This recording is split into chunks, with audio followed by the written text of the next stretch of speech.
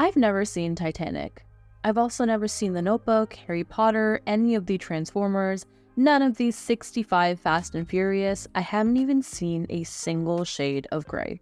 I haven't seen a lot of Hollywood movies, and so many people that I've interacted with have been horrified that I haven't even been curious about them. In light of acknowledging everything I do not know, I have decided I'm going to watch all of the movies or TV shows that one person or another has told me to watch, and some movies and shows that no one has told me anything about, but I'm just curious about. All of these will likely be from the early 2000s, so I'm going into this cautious, weary, and uncertain, kinda like Leonardo DiCaprio in all of the Oscars before The Revenant. It's really telling that I was excited to watch a movie about a man being attacked by a bear, but I have no interest in him falling in love. I never said I wasn't a psycho. So, the first movie is going to be Chloe. What drew me to this movie was actually the poster. Look at this poster. It has a very 2000s distinctive sexually ominous kind of look. It's scared, but it's also charged. Alright, this is your official spoiler alert, so if you haven't seen the movie, go check it out and then come back here to hang out with me. The movie name itself just gives horror realness. If you have ever seen the poster of a movie and it's a character's name in neon and a part of it is smudged, that is a Woman of the Night kind of movie, gigolo chic. So first things first, I read what the Netflix description of the movie was. Have you ever read the description for a movie and you're just like, ugh? That was me reading the following for Chloe. Here is what Netflix had to say. When a doctor hires a sex worker to test her husband's faithfulness, she finds herself drawn into a dangerous exploration of her own desires. This actually really made the title make sense, so the math was totally mathing. The movie starts with a partially nude scene right out the gate, really setting the tone for what's about to come. Get it? Okay. Moving on. The monologue here was actually really interesting, and I think for many full-service sex workers, they likely would agree with what Chloe had to say. She basically describes her work as an appeal to an identity that a man is attracted to. I think so often when people think of someone that charges for sex and makes their money that way, that it's only about the act itself. But I do think that for some people, there is a draw in the idea of someone behaving like a girlfriend or as an image of what they desire.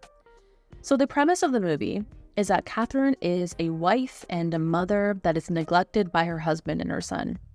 The men in her life are callous and hurtful and don't provide her with the basics of respect. There is one scene where her son's girlfriend comes running out of his bedroom half naked, and it was in this moment that I knew these people were white as snow, because I cannot fathom my fate if my mother saw my love interest exiting my room wearing nothing. I remain shook.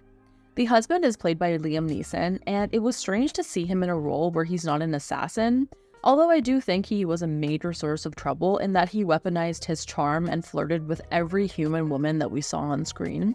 Some of these acts seem less justifiable to me than all of the madness Liam Neeson gets up to in all of his other movies.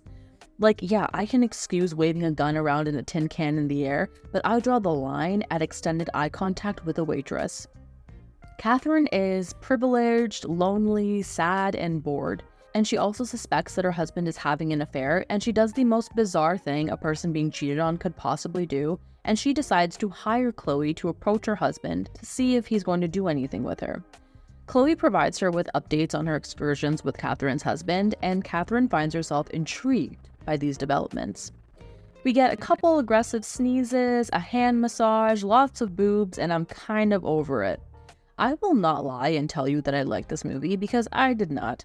This movie is white as hell, and I mean that from the casting to the concept, not to speak for all women of color, but there is no woman of color on this planet that would pay a sex worker their hard-earned money to seduce their husband with the hopes of knowing what he's up to. It does not make sense in this universe or any other. For the movie itself, I found it to be annoying, and considering the fact that this movie is named after her, Chloe lacked depth. I was waiting for the moment where we would learn more about her, but the story was too heavy into empty sexual tension between her and Catherine, and it just soaked up so much screen time without anything satisfying to have come from it. You know what this movie really made me think of, though? Lesbian representation in films.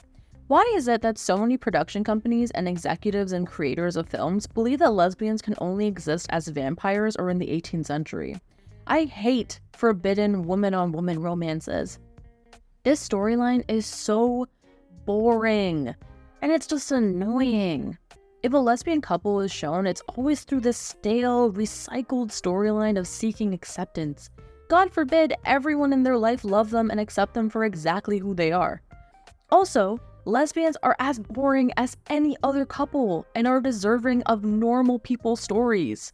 Like a sleepy-ass rom-com where there is a cabin and one of them is a city girl who can't lift her suitcase and she's in 10-inch heels. Like, give me something relatable to hold on to. Now, I got a question for you. Have you seen this movie? Please leave a comment and let me know what your thoughts were. Thank you so much for listening. I'm so happy you're here, and thank you for making it to the end. Please subscribe for more because I have videos coming out every single Thursday. I hope you have a fantastic week ahead, and I gotta go now. Bye!